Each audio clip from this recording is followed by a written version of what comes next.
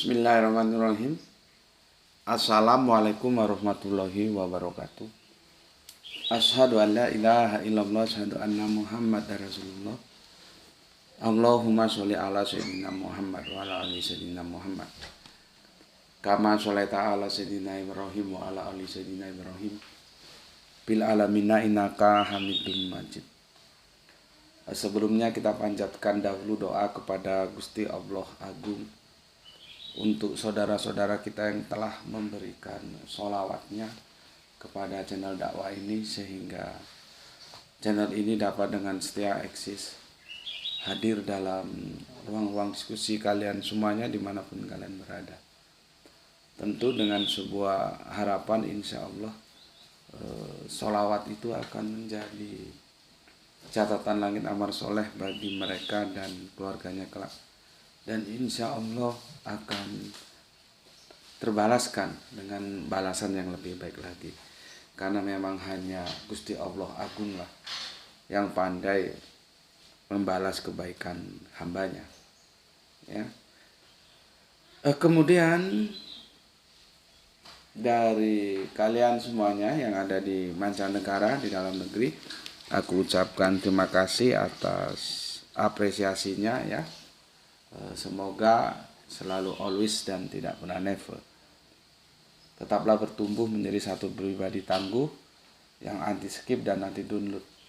Bagi yang berkenan silakan saja di share link kajiannya, ya. Jadi jangan diunduh lalu dipotong-potong gak karuan kemudian diunggah ulang, apalagi diadu-adu, ya. Jangan.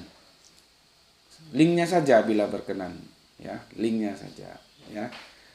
Apabila ada di antara kalian yang perlu untuk sebagai bahan literasi, silakan konfirmasi dulu via WA, ya. Kalau nanti memang boleh, ya aku kasih gitu. Kalau enggak, ya enggak gitu. Selanjutnya semuanya aku nggak bisa sebutkan satu persatu, ya. Terima kasih atas doa baiknya untukku dan keluarga, dan semoga kebaikan itu juga tercurahkan kepada kalian semua yang mendoakan. Sebagai sesama saudara, kita saling mendoakan dalam kebaikan, dan insya Allah doa kita bagian dari sekian banyak doa yang dikabulkan Gusti Allah Agung. Amin, amin ya rabbal alamin. Oke, kita lanjutkan kajian kita, ya. Yang engkaukah Nabi yang akan datang kita pending sejenak, ya. Kita selesaikan ini.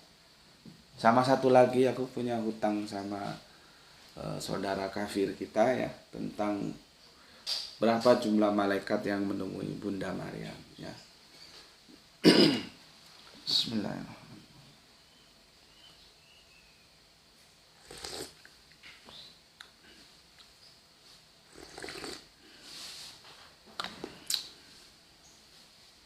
Ini si Momoy lagi tidur, nggak ganggu dia. Kalau kemarin ganggu berat. Kalau aku ada utang tolong ditagih, ya, karena kadang-kadang lupa juga, ya. Seingat aku sih aku ada utang sama si Irfan, itu sudah, ya, Irfan, ya, tentang ahli kitab itu gimana menikahinya sudah, ya.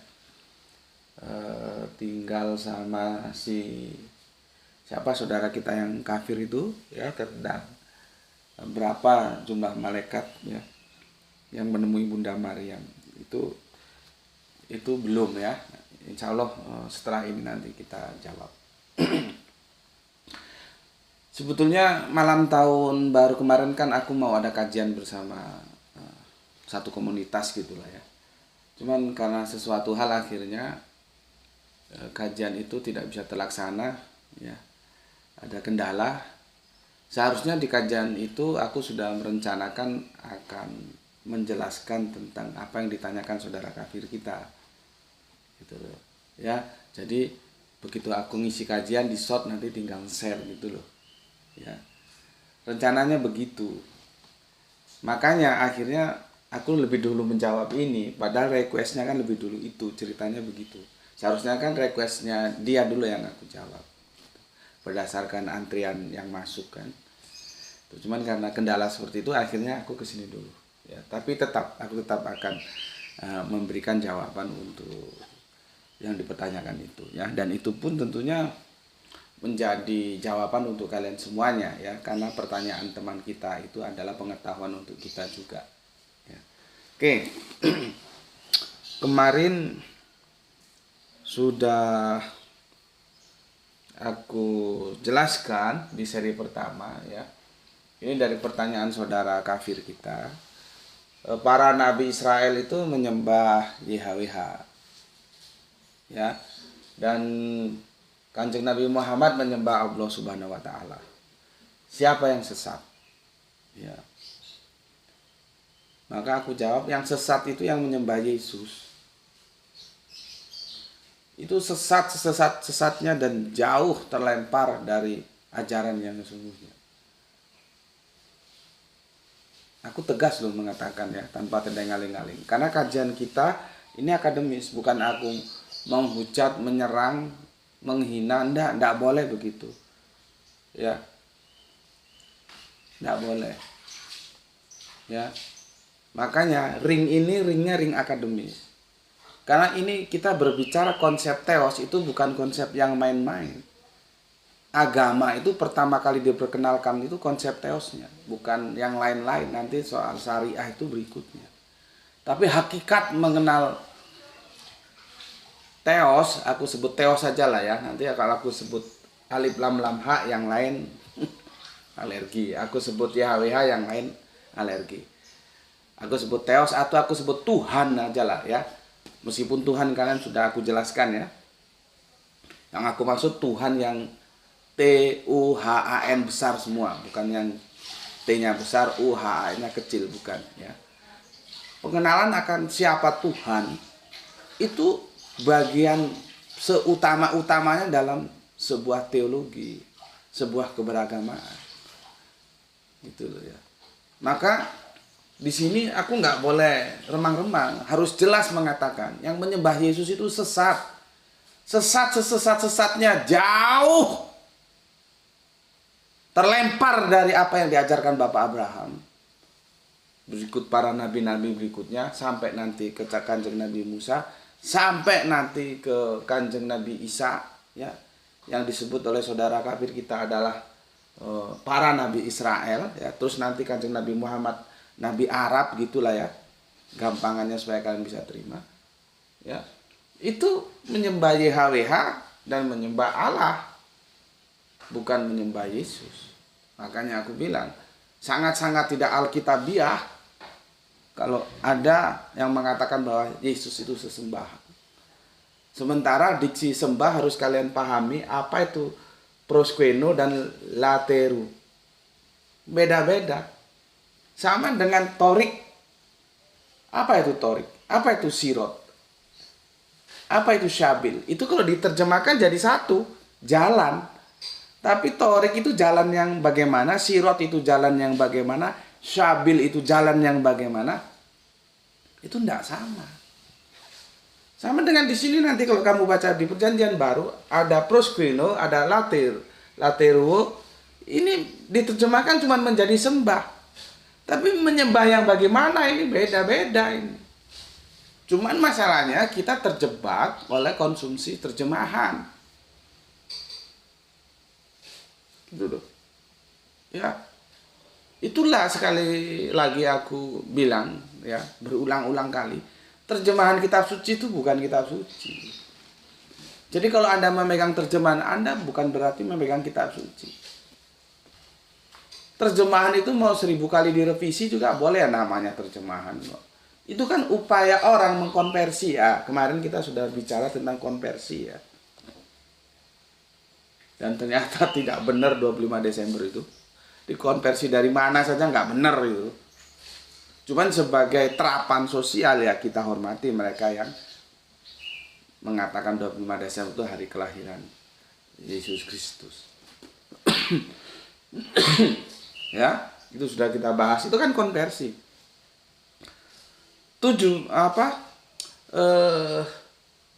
Terjemahan itu juga konversi. Makanya yang namanya konversi itu tidak selalu tepat gitu ya. Jadi kalau kita puas dengan terjemahan ya sudah selesai. Di sini aku ngajak kalian untuk belajar. Artinya bukan membuang terjemahan, enggak. Terjemahan itu juga membantu. Aku kan sepertinya Al-Quran ya. Tidak semuanya sih terjemahan-terjemahan depan itu salah ya. Tapi kita juga harus wait and see ya. Be careful, harus hati-hati karena ada juga terjemahan-terjemahan yang salah yang itu dikerjakan oleh depan. Loh kenapa begitu? Ya wajar begitu, namanya terjemahan kok. Yang nggak boleh salah itu Al-Qur'annya. Terjemahan Al-Quran salah ya nggak apa-apa, mau direvisi 1000 kali terserah saja. Nah, masalahnya untuk saudara-saudara Kristen kita, Anda seberapa familiar Anda dengan original teksnya? Ini kan terjemahan ini. Terjemahan edisi bahasa Indonesia. Bisa aja salah dalam menerjemahkan dan itu tidak apa-apa salah. Makanya LAI itu berapa kali saja merevisi terjemahan. Dulu itu nggak disebut Injil Matius, enggak.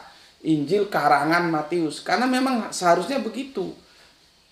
Jadi Injil dalam perspektifnya Pak Matius. Itu beda dengan Injil dalam perspektifnya Pak Lukas. Nanti ada Pak Yohanes, ada Pak Markus, beda-beda. Jadi kita kalau baca Injil yang kanonik ini, kita ada dalam kooptasi Matius, Markus, Lukas, dan Yohanes. Makanya ini sebetulnya hadis. Bukan firman yang diterima dari Allah yang itu diberikan kepada Kanjeng Nabi Isa. Bukan itu ini. Makanya ketika Kanjeng Nabi Isa itu kan masuk ke rumah-rumah ibadah, ke bait Allah, ke sinagog, itu mengajarkan apa? Mengajarkan Injil. Apa kamu kira Injil yang ini? Lah orang Injil ini paling tua itu Markus itu ya. Tapi debatable sih ya. Ada bilang Markus, ada bilang Matius yang paling tua. Sudah kita ambil Markus lah. Itu 50 tahun berikutnya baru ditulis. Maka ditulislah Injil Markus. Jauh hari Yesus sudah mengabarkan Injil. Apakah yang ditulis Markus itu Injil yang diterima Yesus? Kan bukan. Gitu loh. Markus itu menulis sejauh apa yang dia terima dari sumber berita yang kita juga nggak tahu sumber beritanya dari mana, tentang perjalanan hidup Yesus. Mulai dari lahir, ya, kemudian disalibkan, dibangkitkan, mati, dan nanti berjanji akan datang lagi. Kan begitu kalau di sekolah-sekolah minggu diajari. Ya, masalahnya kembali ke sini. Prosqueno dan latero ini nanti cuma satu kata, sembah. Padahal dua ini berbeda. Kenapa? Ini tahun berapa ya? 2005-an ketika aku menghadiri sebuah perdebatan di Surabaya, ingatku saat itu.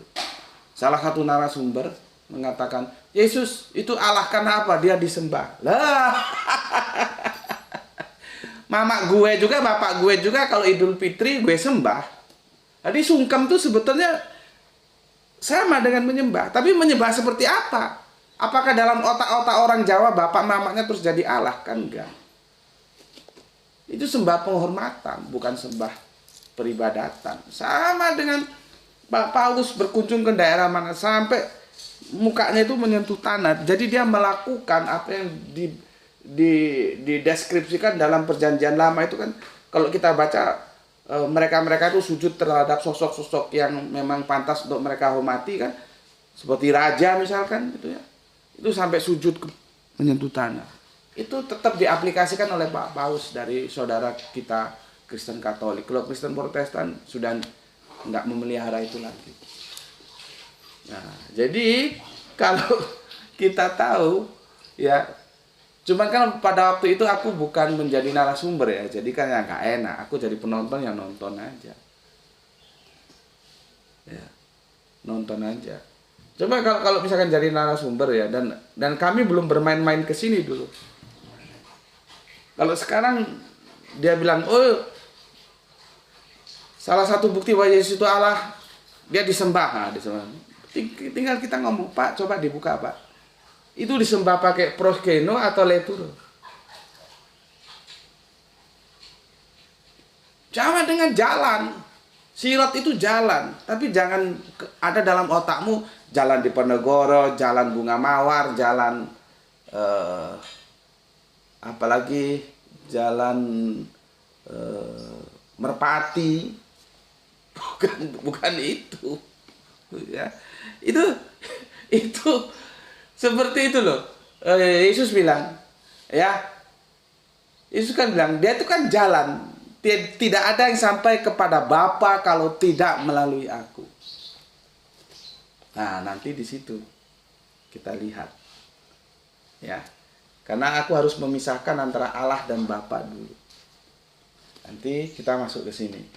Ya. Supaya tahu, yang tanya ini yang sesat sebetulnya, bukan kita. Tapi dia dalam kesesatannya, dia merasa benar. Itu yang secelaka-celakanya orang. Ketika dalam kesesatan dia merasa benar.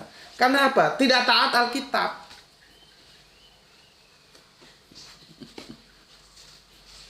Tidak taat Alkitab. Makanya teman-teman Kristen kalau lihat kajiannya pendeta ES itu kan ngeri-ngeri sedap. Dan pendeta ES itu kan babak belur itu dihajar sama-sama Kristennya. Karena konsep teos dia beda. Ya. Oke. Itu yang kemarin sudah aku sampaikan ya. Nah, sekarang kita akan ke sini seperti yang aku janjikan kemarin. Kalian baca dulu Yohanes 4:1 sampai 4:2. Aku nggak tahu waktunya cukup atau enggak ya. Ya kita sedapatnya lah ya, karena ini warning berat bagi Gerah itu.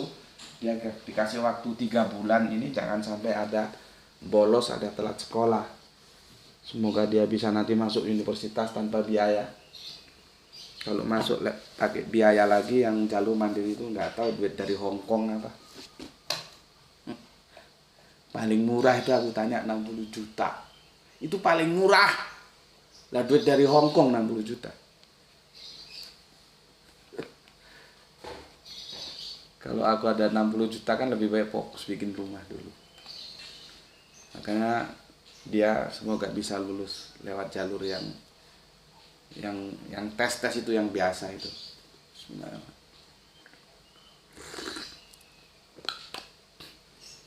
Aku sebetulnya nggak setuju dunia pendidikan itu buka jalur mandiri, itu aku nggak setuju. Karena orang akan bisa menyekolahkan anaknya dalam lembaga-lembaga pendidikan ya. Misalkan apa? Jadi dokter misalkan ya. Karena pingin punya anaknya jadi dokter. Tapi otaknya nggak mampu. Dia tempuh jalur mandiri. Setelah nggak lulus jalur mandiri, dia bisa bayar. Kalau sekarang itu info-info yang aku dengar, kalau kedokteran itu sudah mainnya di 1M. Coba. Yang gue setuju itu ya oke lah, jalur-jalur mandiri seperti itu boleh dibuka. Tapi jangan yang jurusan kedokteran, teknik. Itu jangan. Kalau ilmu-ilmu sosial ekonomi sebetulnya enggak juga lah, tapi ya enggak apa-apa. Karena enggak berhubungan dengan nyawa. Kalau teknik dan kedokteran itu berhubungan dengan nyawa. Jangan sampai ada dokter ya sakit mata dikasih obat bengek. Jangan sampai ada dokter sakit mata yang disuntik bukan pantatnya tapi matanya kan. Jadi kacau. Karena apa? Karena dokter, dia jadi dokter bukan karena dia memang punya kemampuan di situ, cuman karena bapaknya dulu kuat bayar itu loh. Kan ini seharusnya ditata ulang, dunia pendidikan kita ini kacau. Begitu juga teknik, seperti teknik mesin misalkan, itu berhubungan. Karena ada yang bergerak di sana, salah merekonstruksi nyawa. Bikin mobil ternyata remnya blong, nyawa. Bangunan teknik sipil ternyata runtuh, nggak kuat, nyawa. Elektronik bikin jaringan listrik, nggak hati-hati kesetrum orang, nyawa. Jadi kalau gue jadi menteri pendidikan, 2 jurusan ini nggak boleh ada jalur mandiri, baik itu kedokteran, teknik, semuanya jalur mandiri ya oke lah. Karena nggak ada hubungan dengan nyawa. Yang paling bahaya itu jalur mandiri paling ya ekonomi, paling orang bangkrut gitu aja, tapi kan nyawanya tetap hidup. Sudahlah kok jadi lari ke sana. Bismillahirrahmanirrahim.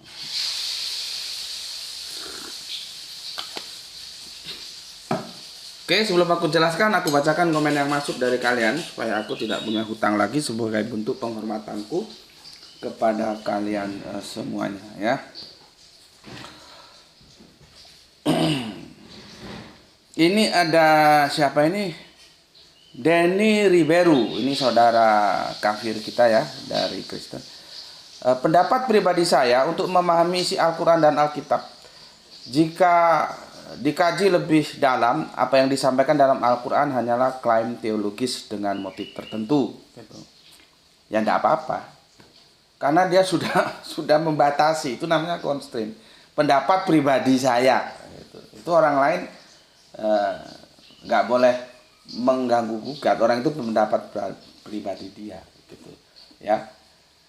Kamu nggak setuju gini-gini, kamu setuju gini-gini, itu nggak berpengaruh. Seperti aku kan membuat constraint.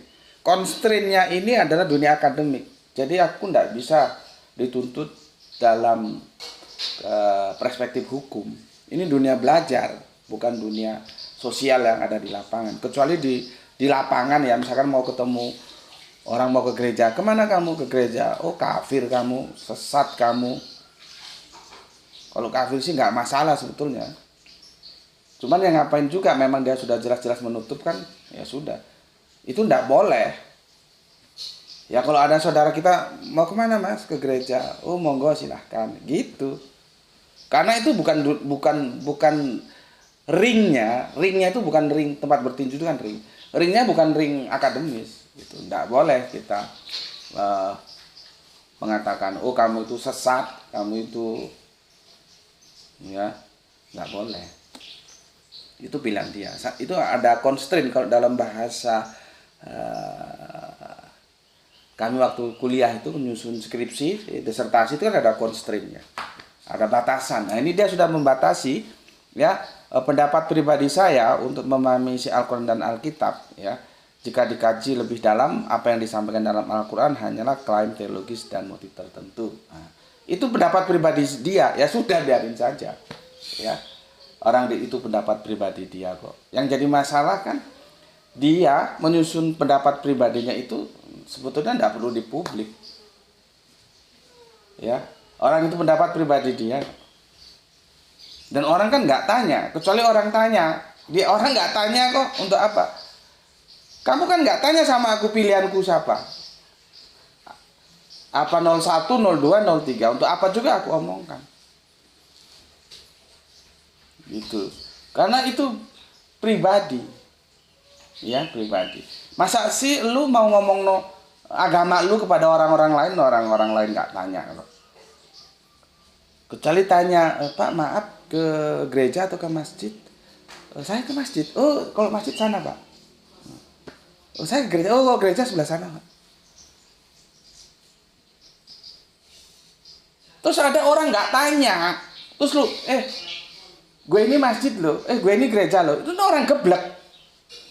Sama seperti ini, orang nggak tanya, dia ngomong pendapat pribadi saya, itu orang geblek itu. Karena pendapat pribadi itu dia merdeka.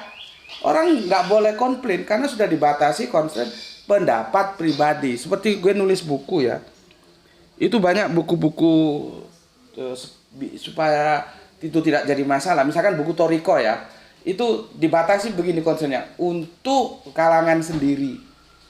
Itu membatasi supaya dia tidak bisa dikomplain, atau lebih sialnya tidak bisa dituntut secara hukum. Karena buku itu hanya berlaku untuk lingkungan mereka sendiri, untuk murid-murid mereka sendiri, nggak berlaku ke umum. Kalau you nggak setuju ya nggak usah dipelajari gitu loh. Itu namanya constraint. Nah seperti ini constraint. Cuman yang anehnya orang nggak tanya, dia ngomong, itu geblek. Kalau kita, tapi itu Pak nyusun deskripsi, disertasi gimana? Concern kok disampaikan? Iya karena kita akan berhadapan dengan publik, terutama ya yang menguji itu. Bahkan kita ditanya itu constraint-nya apa? Batasan, misalkan gini ya, misalkan teknik industri ya, operational research. Itu kan banyak problematikanya, atau statistik quality control, itu banyak problemnya. Nah, dari problem-problem yang banyak itu dia yang akan bahas pada sisi mana, itu constraint. Itu biasanya ditanya oleh dosen pembimbing. Kecuali dosen pembimbingnya goblok ya nggak tanya. Untuk apa kamu menyusun karya ilmiah kalau dosen pembimbingmu goblok? Karena nggak semua dosen pembimbing itu pintar, nggak juga sih tanya. Goblok juga ada. Nah, jadi seperti ini kegoblokan. Orang nggak tanya kok dia mengungkapkan pendapat pribadi. Karena pendapat pribadi itu nggak bisa dikomentari, nggak bisa dikomplain gitu loh ya. Justru kita kasihan, ini kan dunia akademis, dia sebelum mengungkapkan itu dalam pendapat pribadi itu ada sebuah tendensius juga ya. Gitu. Tapi ya sudahlah ya, aku hanya memberikan penerangan pada kalian. Pendapat pribadi itu nggak usah dipublik kecuali orang tanya gitu ya. Jadi apapun kata dia ya itu terserah aja. Oke, kemudian Kang Sahran Gipari menyemak setelah 50 menit tayang sambil sarapan kupat tahu pagi yang mendung ini. Aduh, jadi lapar gue. Oke, terima kasih Kang Sahran Gipari yang ada di Bandung Utara bagian barat. Kemudian si Akang Hermana Natawijaya. Assalamualaikum, waalaikumsalam. Tetap hadir, salam Isra buat semuanya. Oke, terima kasih Akang. Waalaikumsalam, salam Isra juga untuk semua saudara-saudaraku yang ada di Bandung ya. Kemudian user ya, Imaduddin Isra Tanjung Priok hadir Gus. Oke, mantap. Terima kasih atas 2 merah hatinya dan 3 jempolnya. Namanya keren ya, Imaduddin Isra. Ternyata ada yang ngembari ya, Isra menjadi ikon kita ya. Dari Tanjung Priok kita ke Palu ya, ayah sahak di dia mah ayah soleha kita Gispati ya, alhamdulillah Palu fish pertama dia ya, mungkin nggak lagi sibuk. Salam Isra Tuan Guru dan buat semuanya. Oke, salam Isra juga untuk semua saudaraku yang ada di Palu. Terima kasih atas 3 merah hatinya. Kemudian Aisyah ya, soleha kita dari Surabaya, Ning Surabaya. Yang paling favorit itu adalah rujak cingur. Assalamualaikum, waalaikumsalam warahmatullahi wabarakatuh. Matur nuwun, salam Isra semuanya. Kita lanjut, Pak Lurah kita Pak Ikhwan Tamim lagi sibuk sepertinya, dia nggak komen, cuman kirim 5 merah hatinya. Terima kasih Pak Lurah, salam Isra untuk semuanya yang ada di Tangerang. Kemudian soleha kita ayah Teh Sahadimah, Teh Sigelistea Rahani dari Bandung ya. Assalamualaikum, waalaikumsalam. Tuan Guru, salam Isra, salam sehat. Oke, salam Isra juga. Terima kasih untuk 2 merah hatinya ya. Oskis, kalau ditanya siapa yang sesat, jawabannya tidak ada yang sesat. Baik Muhammad bin Abdullah dan pengikutnya yang menyembah Alif Lam Lam Ha, maupun umat Israel yang menyembah YHWH.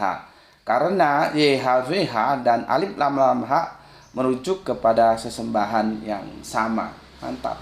Ini dari yang perspektifnya tauhid. Beda kan? Makanya dalam kekristenan itu konsep teosnya sampai sekarang nggak beres. Ini sama dengan kita si Oskis.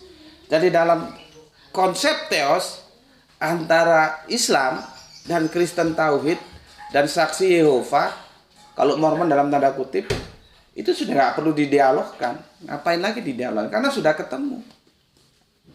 Mereka tidak mengatakan bahwa Yesus itu Allah. Yesus itu sesembahan dalam arti ibadah. Enggak. Nah itu di internal Kristen saja sudah terjadi jurang yang begitu lebar tentang membidik who is Jesus. Makanya kan gue ngomong, lu tuh nggak usah keminter, nggak usah merasa lebih pinter dari Petrus, ya. Lihat aja ketika Petrus ditanya, menurut kamu siapa aku? Apa jawab Petrus? Engkau adalah Mesias, anak Allah. Dan Yesus mengatakan, benar sekali katamu, Bapakku yang di surga mengatakan itu. Kalau salah kan goblok gue Petrus, aku ini Allah. Kan gitu seharusnya.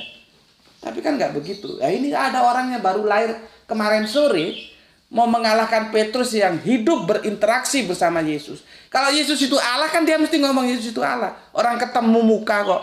Kamu ketemu muka aja enggak? Dasar goblok. Disuruh taat Alkitab kok enggak mau.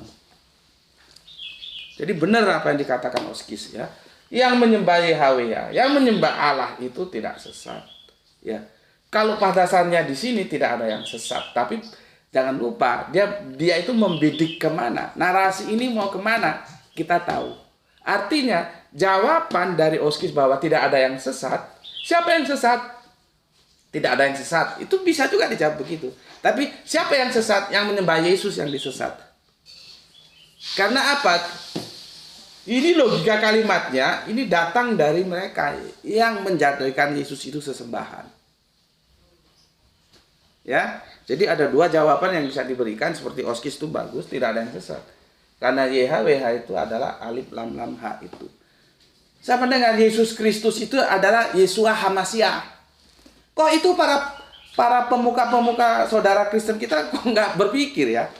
Kalau itu beda, ini Yesus, ini Isa, beda, namanya aja beda, orangnya beda. Loh, kok dia nggak pernah berpikir bahwa Yesus Kristus itu beda nggak dengan Yeshua HaMashiach? Kan spellingnya beda. Yang satu Yesus Kristus, ada yang bilang Jesus Christ, beda lagi dialeknya. Ada lagi mengatakan Jesus, Yesus, beda-beda nyebutkan spellingnya. Terus coba bandingkan dengan Yeshua HaMashiach.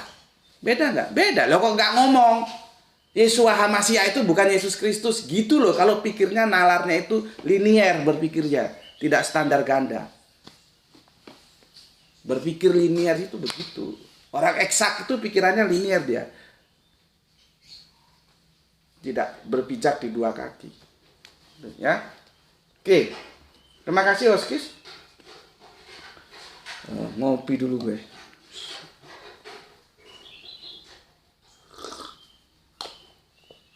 Ketika otak perlu inspirasi, kopi.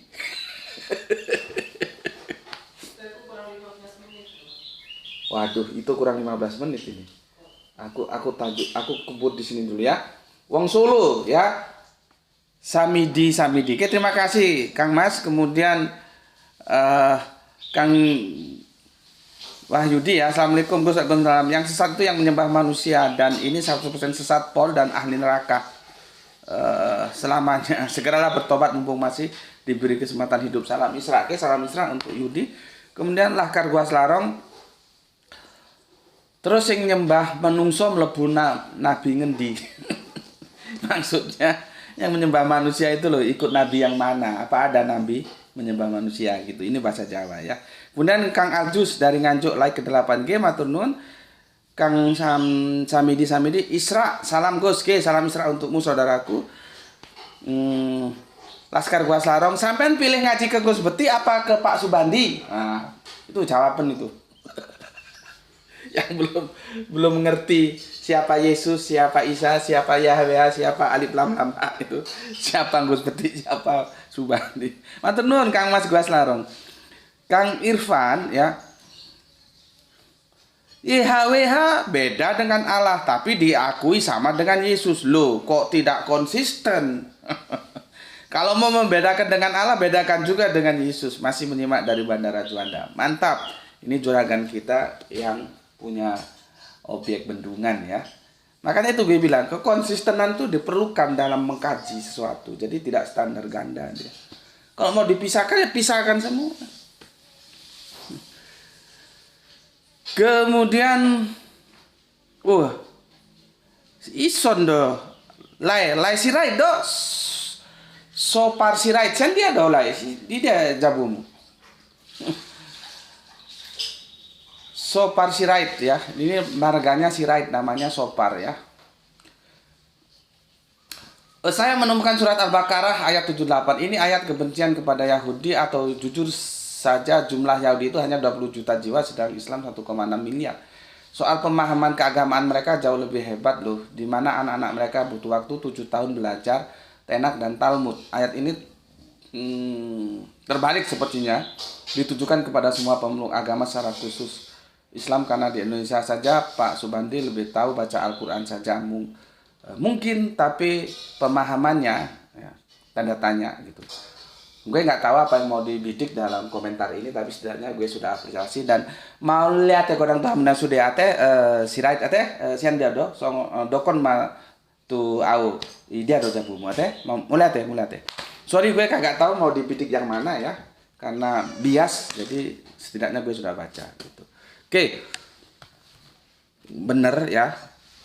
Karena waktunya terbatas. Aku akan jelaskan ini dulu supaya nanti tidak bias ketika kita masuk ke Yohanes 4:1-4:2 ya.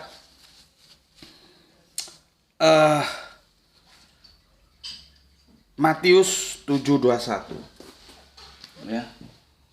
Matius 7:21 ya. Bukankah setiap orang yang berseru kepadaku Tuhan, Tuhan akan masuk kerajaan sorga, melainkan dia yang melakukan kehendak Bapakku yang di sorga. Gue harus jujur, ayat ini banyak disalahpahami oleh teman-teman gue, saudara gue Muslim, Islam ya. Ketika dia mengatakan ya, bukan setiap orang yang berseru kepadaku Tuhan, Tuhan gitu. Ya. Terus itu Yesus bukan Tuhan, siapa yang ngomong Tuhan dia masuk neraka. Tidak begitu. Pesan kalimat ini tidak begitu. Sekarang supaya kamu paham, aku ganti sudah ya. Bukan siapa orang yang berseru kepadaku Tuhan, Tuhan akan masuk ke dalam kerajaan sorga, melainkan dia yang melakukan kehendak Bapakku yang di sorga. Maksudnya begini, maksud Yesus itu, kamu mengakui aku nabimu, aku pemimpinmu, tetapi kamu tidak mengikuti perintah Bapakku yang di sorga. Itu kamu masuk neraka gitu loh. Karena ini menunjukkan persis yang disampaikan dalam perspektif Islam.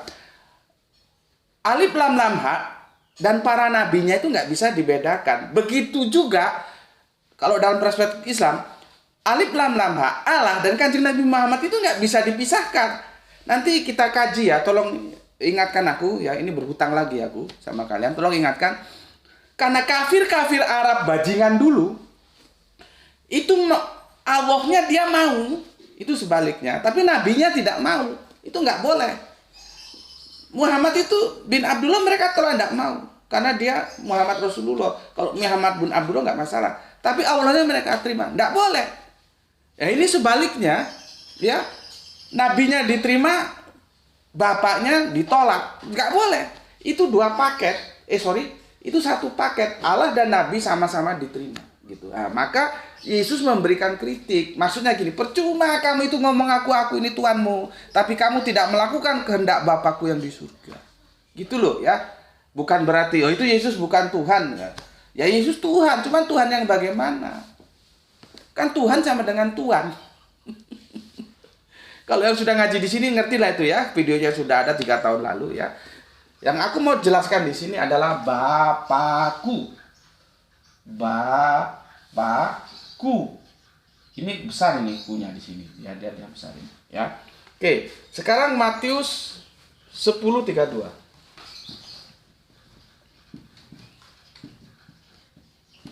Ya. Setiap orang yang mengakui aku di depan manusia juga akan aku juga akan mengakuinya di depan Bapakku yang di surga. Ini sudah kita bahas kemarin bagaimana Petrus itu tidak mengakui Yesus.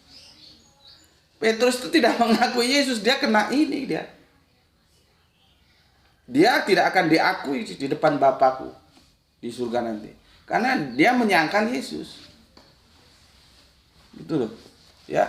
Makanya kan saling tumpang tindih. Masa sih Hawarion itu akan ditolak Yesus di depan Allah nanti, kan tidak mungkin.